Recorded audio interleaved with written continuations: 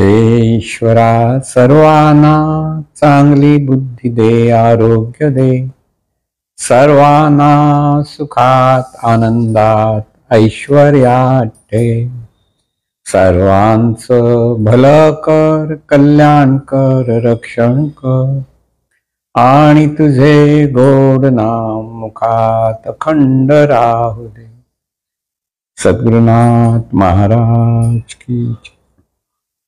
सद्गुरु पै माऊली मातोश्री माई यांना प्रथम कृतज्ञपूर्वक वंदन.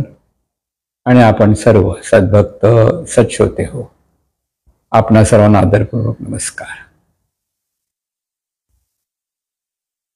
परमेश्वर विषय अगदी अतिशय अलौकिक आहे, पण विषय म्हणतोय आपण त्याला, पण खरं म्हणजे परमेश्वरी शक्तीच अतिशय अलौकिक आहे. आणि ही शक्ती आपला विषय होऊच शकत नाही. म्हणजे जरी आपण सवयीने म्हटलं परमेश्वर हा विषय नाही, विषय हा आपल्यासाठी वेगळी वस्तू असते. आणि त्यामुळे विषय आणि आपण असं जेव्हा आपण म्हणतो त्याचे दोन भाग येतात. पण परमेश्वर आणि आपण हा दोन भाग येऊ शकत नाही, कारण आपण सर्व परमेश्वरातून निर्माण झालेलो आहोत. हा भाग लक्षात ठेवा. परमेश्वरातून म्हणजे परमेश्वरातून म्हणताना पुन्हा एक महत्वाचा मुद्दा लक्षात घ्यायचा. अनंत चैतन्य स्वरूपाचा सागर लक्षात घ्या. अनंत चैतन्य स्वरूपाचा सागर म्हणजेच परमेश्वर. म्हणजे असा हा परमेश्वर अनंत आहे, अदृश्य आहे, अव्यक्त आहे, असार आहे, असीम आहे. हे सगळं जे वर्णन केलं जातं ते त्या ह्या अनंत स्वरूप चैतन्याचं वर्णन आहे. लक्षात घ्या. म्हणून सागर जसा आहे, समुद्र ज्याला आपण म्हणतो, त्या समुद्रात अनेक लाटा येतात, अनेक लाटा जातात. लाटेला मर्यादा असते, तिथे स्वरूपाला मर्यादा नसते. लाटेची मर्यादा आकार, त्याचं स्फुरण या अंगाने असते. म्हणून परमेश्वराचं स्मरण पुन्हा पुन्हा झालं पाहिजे, की त्यामुळे आपल्या जाणीवेचं तिथे शुद्धीकरण होतं. आणि पुन्हा पुन्हा स्मरण करण्यासाठी नामस्मरण किंवा सतत प्रार्थना म्हणणं, सतत चिंतनात राहणं, असे अनेक मार्ग संतांनी सांगितलेले आहेत. पण महत्वाचा मुद्दा एक लक्षात ठेवायचा, की अनंत चैतन्य स्वरूपाचं स्मरण होण्यासाठी आधी चैतन्य स्वरूप कसं आहे ते समजलं पाहिजे. तिथे आपल्याला काहीच कल्पना नाही. कैसे बोटाने दाऊ तुला रे गुरुच्या मुला. म्हणजे बोटाने हे दाखवता येण्यासाठी ती वस्तूच नाही. परमेश्वरी शक्ती ज्याला आपण म्हणतो, ही शक्ती आहे. आणि शक्ती हे अदृश्य आहे, अव्यक्त आहे, निराकार आहे. म्हणजे हे सगळं जेव्हा आपण वर्णन बघतो त्यावेळेला आपल्याला ही परमेश्वरी शक्ती अशी आहे आणि परमेश्वराला पाहता येत नाही. कारण परमेश्वर ह्या सगळ्या ज्ञानेंद्रियाच्या द्वारे जाणण्याच्या पलीकडे म्हणजे आपल्या कक्षेच्या दृष्टीची कक्षा तेवढी सूक्ष्म नाहीये. आपल्या दृष्टीची जी मर्यादा आहे किंवा त्याच्या आपल्या पाहण्याची जी कुवत आहे ती फार मर्यादित आहे. त्याच्या पलीकडे जे असेल ते आपल्याला दिसत नाही किंवा कळत नाही, असा हा प्रकार आहे. म्हणून जितकी सूक्ष्म वस्तू असते तितकी सूक्ष्म असते, अधिक सूक्ष्म होत जाते किंवा तितकी ती अगम्य होते. म्हणजे तिला आपल्याला ती कळण्यासारखे वाटत नाही, अकळ होते. पण सद्गुरु कृपेने आपण जेव्हा ज्ञानपूर्वक ह्या सगळ्या गोष्टी पाहायला लागतो त्यावेळेला आपल्यालाच त्याचा आनंद व्हायला लागतो. लक्षात घ्या. आणि म्हणून हे जे चैतन्य स्वरूप आहे ते कसं आहे, सर्वव्यापी आहे. सोपं. अनंत आहे म्हणजे काय, त्या अनंत स्वरूपामध्ये सगळं विश्वरूप आहे. प्रत्येक रूप हे त्या चैतन्य स्वरूपाचं आहे, किंबहुना चैतन्य स्वरूपच त्या रूपाने प्रगट आहे. हे जे शास्त्राचे जे सिद्धांत आहेत ना, ते व्यवस्थित समजले पाहिजेत. ते न समजल्यामुळे गोंधळ होतो. इथे परमेश्वरी शक्ती जी स्वरूप अंगाने आहे तीच जेव्हा प्रकट होते तर तिच्या प्रकटीकरणामध्ये विविधता असते. एकाच पद्धतीने प्रकट होईल याची गॅरंटी नसते. होईल सुद्धा न होईल सुद्धा. आणि त्यामुळे ही एकच चैतन्य शक्ती अनंत रूपे अनंत वेशे प्रगट आहे. म्हणजे चैतन्य स्वरूपाचा आपल्याला जर सतत मागोवा घ्यायचा असेल तर आपल्याला ते अनंत स्वरूप चैतन्य आहे आणि ते आपल्या पाहण्याच्या पलीकडे, ऐकण्याच्या पलीकडे, गंध जाणण्याच्या पलीकडे, स्पर्श जाण्याच्या पलीकडे. आणि त्यामुळे ही चैतन्य शक्ती समजून घेताना फार अडचण येते. कारण मी म्हणून जे आपल्या ठिकाणी स्फुरण येतं ते चैतन्य स्वरूपाचं स्फुरण असतं आणि गोंधळ झालाय तो ह्या जाणीवेमध्ये झालेला आहे. मी म्हणते मी आहे असं जी जाणीव स्वतःला जाणत असते ते चैतन्य शक्तीचं स्वरूप लक्षात घ्या. तिथे स्वरूपाची अनुभूती साधकाला घेता येते. आणि म्हणून अनंत असलेलं हे चैतन्य स्वरूप अनंत रूपाने प्रगट आहे. हे अनंत रूपाने प्रगट आहे म्हटल्यानंतर तिथे ते अनंत स्वरूप परत अवगत नाही. कारण त्या अनंताचा थान पत्ता लागत नाही. कुठे नाही असं नाही, सर्वत्र ते तत्व आहे. मग पशु पक्ष्यांकडे पण आहे, माणसाकडे पण आहे, सर्व ठिकाणी आहे. आणि म्हणून हा सतत बोध आपल्या लक्षात घेता आला पाहिजे की हे जे तत्व आहे, सूक्ष्म तत्व आहे, ते त्यासाठी आपल्याला अधिक सूक्ष्मतम व्हायला लागतं. आणि त्यामुळे अधिक सूक्ष्मतम जेव्हा व्हायला लागू तेव्हा ही दृष्टी त्या ठिकाणी केंद्रित केली जाते आणि तिथे चैतन्य शक्तीची अनुभूती आली असं म्हटलं जातं. पण अनुभूतीला ह्या सगळ्या गोष्टीची आवश्यकता नाहीये. केवळ स्मरण, चिंतन हा जो प्रकार आहे तो आपल्याला पाहता आला पाहिजे, तो आपल्याला अनुभवता आला पाहिजे. परमेश्वर अत्यंत सूक्ष्म आहे, त्याला पाहता येणार नाही. पुन्हा लक्षात घ्या, आधी मनाची ती खात्री करून घ्या. परमेश्वराला जसं आपण इतर वस्तू पाहतो तसं ते दृश्य रूप त्याचं दिसू शकत नाही. मग दिसतं काय? परमेश्वरातूनच स्फुरलेली परमेश्वराची रूपं दिसतात.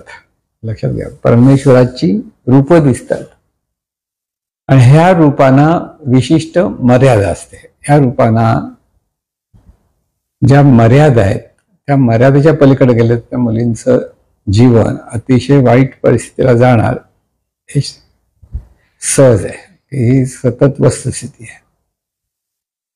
म्हणून परमेश्वराचं स्मरण कसं करायचं असा प्रश्न पडतो. म्हणून ते अनंत स्वरूप आहे एवढं एकच लक्षात ठेवा.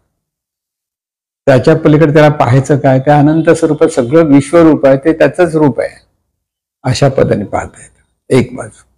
पण प्रत्येक ठिकाणी पाहताना ते अनंत स्वरूपाचं रूप आहे, अनंत स्वरूपाचं रूप आहे हा बोध जेव्हा आपल्याकडे यायला लागतो तेव्हा हळूहळू परमेश्वराच्या अस्तित्वाची जाणीव साधकाला व्हायला लागते. पण ती होण्यासाठी साधकाला खूप प्रयत्न करावे लागतात, हे तितकंच खरं. असं नाही की एका दिवसात उठला आणि झालं सगळं, असं नाही होऊ शकत.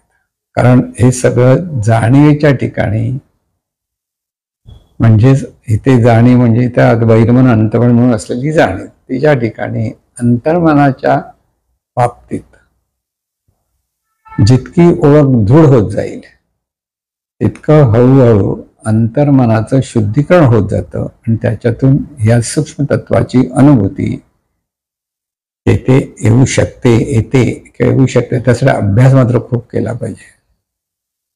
सतत स्मरण किंवा प्रत्येक कृती ही चैतन्य स्वरूपातूनच आहे हे प्रथम लक्षात घ्या. मी करता नाही, आहे ते सगळं चैतन्य स्वरूपाचं कार्य आहे. चैतन्य स्वरूपाचं कार्य हा घोष आपल्याला मध्ये धरता आला पाहिजे.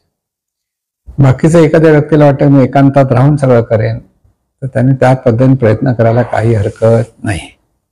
जमेलच याची गॅरंटी नसते, कारण प्रत्येकाचा पिंड वेगळा वेगळा असतो, प्रत्येकाची आवड नावड वेगळी वेगळी असते, आणि त्यामुळे एक व्यक्ती दुसऱ्या व्यक्तीसारखी असूच शकत नाही, हे पर्यावर लक्षात घ्या. पण त्याच छोट्या छोट्या ज्या रूपं आहेत, अगदी छोटी छोटी आहेत, वय नाही, अगदी नवीन नुकतीच जन्माला आलेली अशी रूपं, तर त्या रूपांच्या ठिकाणी आपल्याला कणव असते, प्रेम असतं, किंवा त्याचं भलं व्हावं ही सद्भावना असते. पण ते कीटकाचं रूप असेल किंवा कुठचं आणखीन असेल तर ते आपल्याला नकोसं वाटतं, कारण आपली भावना त्या तत्वाशी इतकी एकरूप होऊन गेलेली असते की ते आपल्याला ह्या इतर रूपांच्यावरती असलेलं दुःख, दैन्य, अहंकार याच्यापासून आपण 4 हात लांबच राहायला लागतो. लक्षात घ्या, हे म्हणजे महत्वाचा मुद्दा लक्षात ठेवायचा आहे की जर हे सतत आपल्याला स्मरणात ठेवता येईल त्यावेळेलाच आपल्या ठिकाणी जाणीवेमध्ये शुद्धीकरण होतं, आणि शुद्धीकरण झाल्यानंतर ती ईश्वराची ओळख खऱ्या अर्थाने होते. खऱ्या अर्थाने सांगतोय, खऱ्या अर्थाने जे ही ओळख येते, ती ओळख म्हणजे काय, परमेश्वर असा आहे हा विचाराच्या लेवलला समजू शकतो. ते अनंत स्वरूप आहे, ते अदृश्य आहे, अव्यक्त आहे, विश्वाला व्यापून आहे, प्रत्येक रूपाला व्यापून आहे, प्रत्येक रूपाच्या आत सुद्धा जाणीव रूपाने तेच तत्व कार्यरत आहे. हे सतत स्मरणात राहिलं पाहिजे. हे जेव्हा सतत स्मरणात राहील तेव्हा त्या स्वरूपाचं स्मरण सुरू होईल, त्या स्मरणातून कार्य सुरू होईल. कारण स्वरूपाच्या स्मरणातून कार्य ज्या वेळेला होईल त्यावेळेला खऱ्या अर्थाने साधकाने बरेच परमार्थाचा भाग अनुभवलेला असतो असं म्हणायला हरकत नाही. आणि म्हणून हे सगळं जे अभ्यास आहे, हा अभ्यास ज्याचा त्यालाच करावा लागतो. एकाने केला आणि दुसऱ्याला फायदा होईल असं होऊ शकत नाही. म्हणून परमेश्वराला अनुभवायचं कसं, हा पुन्हा पुन्हा प्रश्न येतो.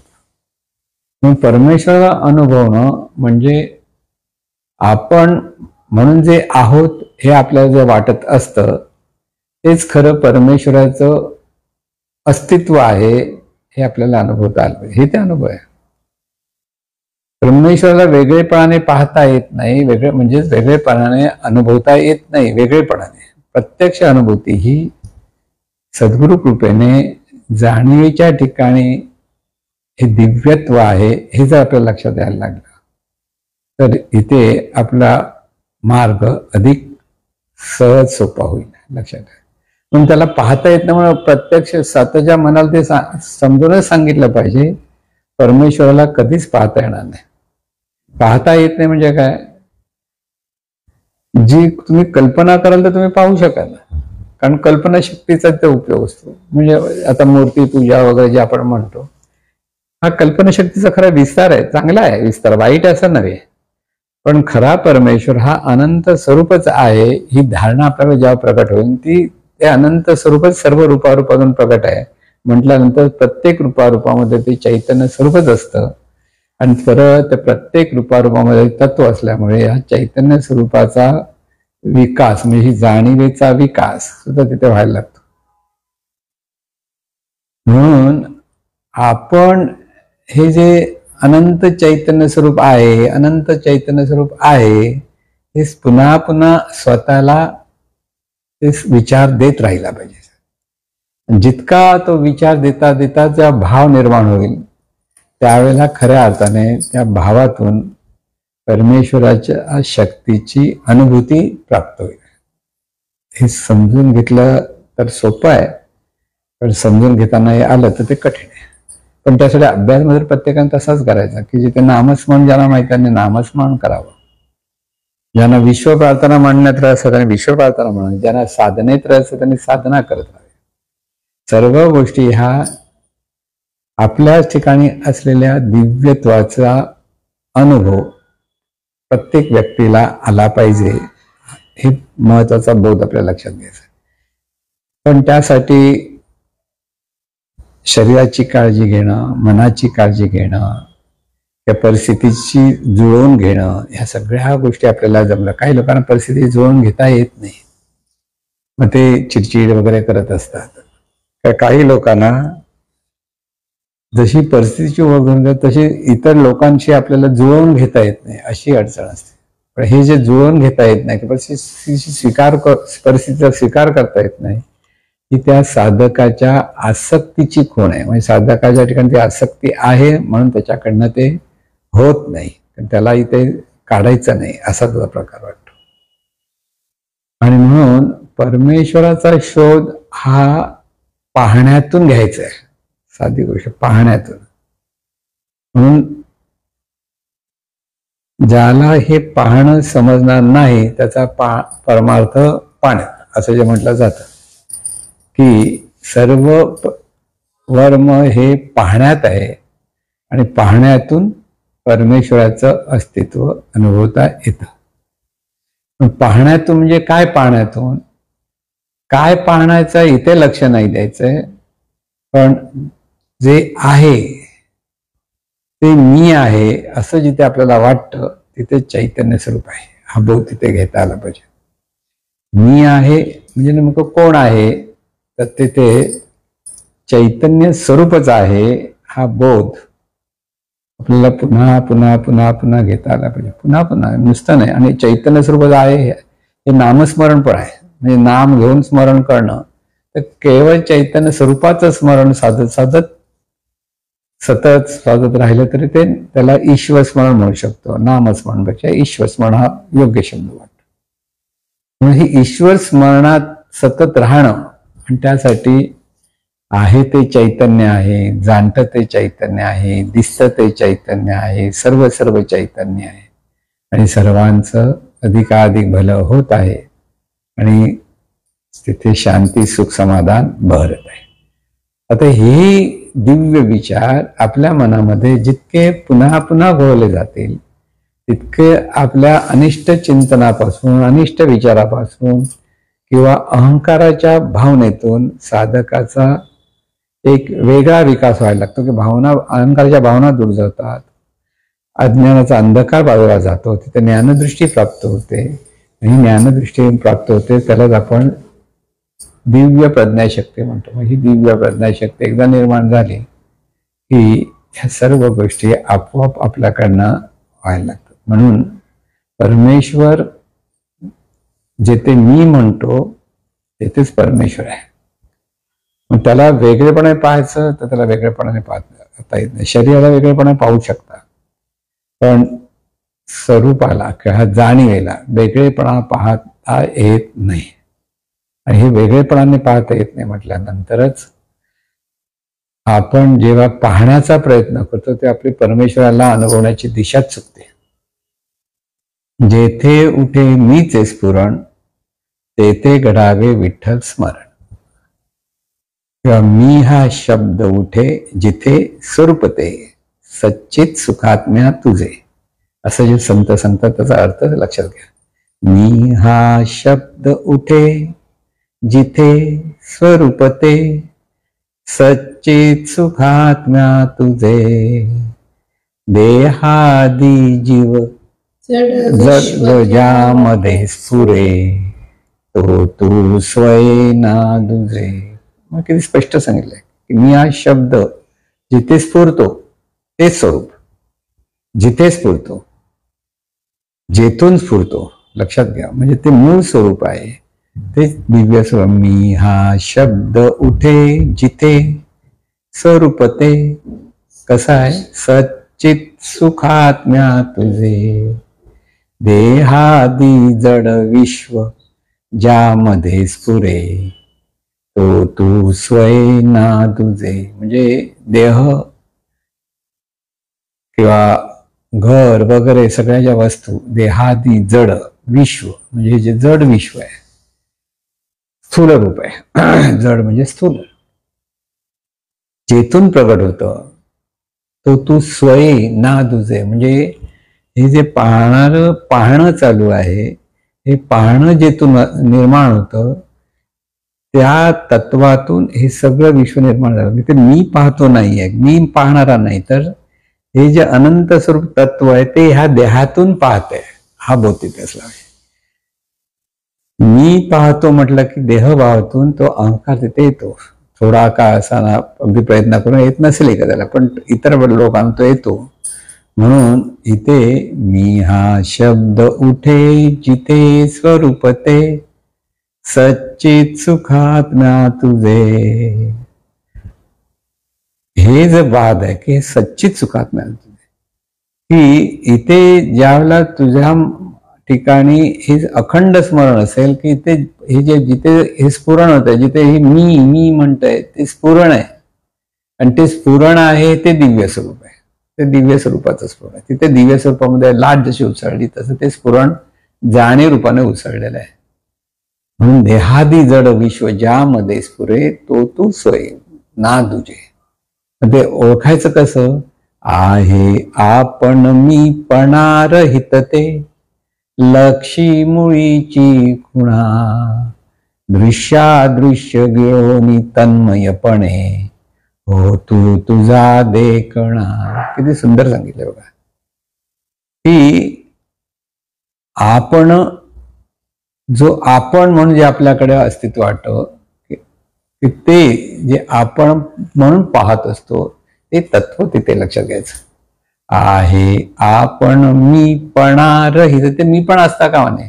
म्हणजे आहे पण म्हणजे असणे पण, केवळ असणे पण, असं ज्याला आपण म्हणतो ते जे चैतन्य स्वरूप आहे, त्या चैतन्य स्वरूपाला अनुभवायला जो मी अमुक आहे, मी असा आहे, मी तसा आहे, ह्या ज्या भावना आहेत माणसाच्या ठिकाणी त्या बाजूला केल्या पाहिजे. आहे आपण मी पणा रहित, ते मी पणा नको, मी माझं तुझं हिचं नाही, ते केवळ चैतन्य आहेच.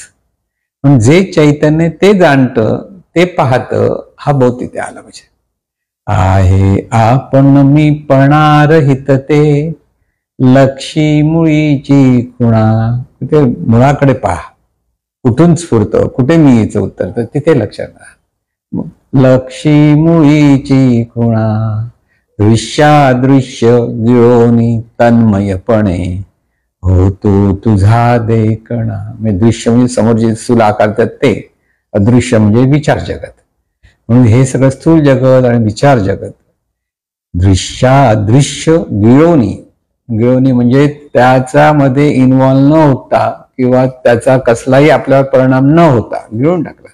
परिणाम काही नाही माहिती.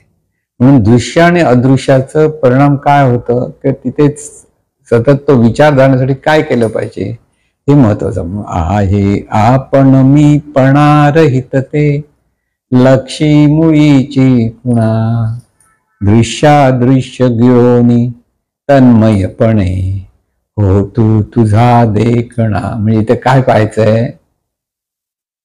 हा जो पाहणार तत्व आहे, पाहण्याचा प्रयत्न करते किंवा जाणण्याचा प्रयत्न करते, ते तत्वच ते स्वरूप आहे, हा बोध आला पाहिजे. आता हा बोध समजायला जरासं कठीण वाटतं. तेच तत्व कसं काय असाही प्रश्न येऊ शकतो, पण प्रयत्न करा. प्रयत्न केल्याशिवाय तो प्रश्न विचारायला त्याला एक मग किंमत एक वेगळी असते. कारण आपण अनुभवातून बोलण्याचा प्रयत्न करतो, उगीच काहीतरी प्रश्न विचारतो म्हणून विचारत नाही. म्हणून इथे आपण जे आहोत म्हणजे हे असणेपण आहे, त्या असणेपणाच्या अंगाने आपल्याला ते अनुभव घेता येतो. मग आहे आपण मी पणा रहित ते, लक्षी मुळीची खुणा, दृश्यादृश्य गिळोनी तन्मयपणे, हो तू तुझा देखणा. तूच तुला पहा. तूच तुला पहा म्हणजे कोण? ह्या चैतन्य स्वरूप जे ह्या देहातून कार्यरत आहे तेथे सतत ते स्मरणात ठेवण्याचा प्रयत्न कर. तूच तुला पहा म्हणजे काय? ते तू स्मरणात ठेव की आहे ते चैतन्य स्वरूपच, आणि चैतन्य स्वरूपाच्या दुसऱ्याला जे रूप दिसतं ते कोण जो असेल त्याचं, मनुष्याचं. आणि ते जे असतं तिथेच मुळात जर ते चैतन्य भावात पाहायला लागलात तर ते सगळं काही सोपं होतं. म्हणून चैतन्य भावातून जीवन जगणं हा परमार्थ. चैतन्य भावातून हा बोध समजणं तेही फार महत्वाचं. बोध समजल्याशिवाय ही साधनाही होत नाही किंवा पारमार्थिक अभ्यासही होऊ शकत नाही. म्हणून हा बोध आपल्याकडे पुन्हा पुन्हा असायला हवा पाहिजे की हे आहे काय, जीवन आपलं कसं आहे, काय चाललंय, की जीवनात आपल्याला सुखदुःख कशी मिळतात, हे सगळं चिंतन आपल्याला जेव्हा व्हायला लागतं किंवा समजून घेता येतं त्यावेळेलाच खरं हे सगळं आपसूक होतं. म्हणून हे होण्यासाठी प्रयत्न करणं हेच महत्वाचं. करत राहा. किती वेळ करशील, जितक्या वेळा तुला जमतंय तितक्या वेळ तू करत राहा. ज्या दिवशी जमत नाही म्हटलं की जरासं पटकन तोंडावर पाणी मार, काही कर, असं सगळं काही होऊ शकतं. पण इथे सतत ते करत राहणं हे फार महत्वाचं. आणि त्या स्मरणातून सगळं जीवन जगता आलं पाहिजे. दृश्य गिळोनी तन्मयपणे होतो तुझा देखणा. म्हणून हेच आपणच आपल्याला अनुभवायचं. देखणं म्हणजे आपण आपल्याला कुठे पाहू शकणार, आपण आपल्याला प्रत्यक्ष पाहू शकत नाही. आरशात पाहतो ते प्रतिबिंब पाहतो आपण, आणि प्रतिबिंबाचे म्हणजे डाव्याचं उजवं झालेलं असायचं तरी पण त्या प्रतिबिंबाची पाहण्याची सवय असते. त्यामुळे डाव्याला उजवा आणि उजवा डावा आपण करतो परत. कळलं की नाही? म्हणून हे अनुभवण्यासाठी ते केवळ तत्व आहे. ते केवळ तत्वालाच अनुभवण्याचा प्रयत्न करायचा आहे. म्हणून आहे ते चैतन्य स्वरूपच आहे. जाणते ते चैतन्य स्वरूपच आहे. दिसते ते चैतन्य स्वरूपच आहे. आणि सर्व चैतन्य स्वरूपच आहे. हा जो बोध आहे ना, तो बोध जितका साधक आपला अंतर्मनात मुरवण्याचा प्रयत्न करेल, त्याचा अर्थ समजून, तितकी त्याची प्रगती लवकर लवकर होत जाईल. म्हणून परमेश्वराला आपल्याला अनुभवायचं आहे. त्याला पाहायचं नाही. पाहण्याची ती वस्तूच नाही. वेगळेपणाने आपल्याला ते पाहता येत नाही. म्हणून ते होऊनच त्याला पाहता आलं पाहिजे. म्हणून त्या तत्वाशी एकरूप होत झालं पाहिजे. म्हणून हा सगळा जो अभ्यास आहे चैतन्य स्वरूपाचा, तो जितका आपण चिंतन करत जाऊ तसं तसं हळूहळू अवगत होत जातं. पहिल्या वेळेला जे आपल्याला काही कळत नव्हते ते दुसऱ्या वेळेला काहीतरी कळतंय, हा जो विचार करतो त्याच्यातून आपला प्रगती आहे हे लक्षात ठेवायचं. म्हणून ही प्रगतीची सतत कास आपल्याला धरता आली पाहिजे आणि ती सर्वांनी धरावी अशी सद्गुरूचरणी प्रार्थना. हे ईश्वरा, सर्वांना चांगली बुद्धी दे, आरोग्य दे, सर्वांना सुखात आनंदात ऐश्वर्यात दे, सर्वांचं भलं कर, कल्याण कर, रक्षण कर, आणि तुझे गोड नाम मुखात अखंड राहू दे. सद्गुरुनाथ महाराज की जय.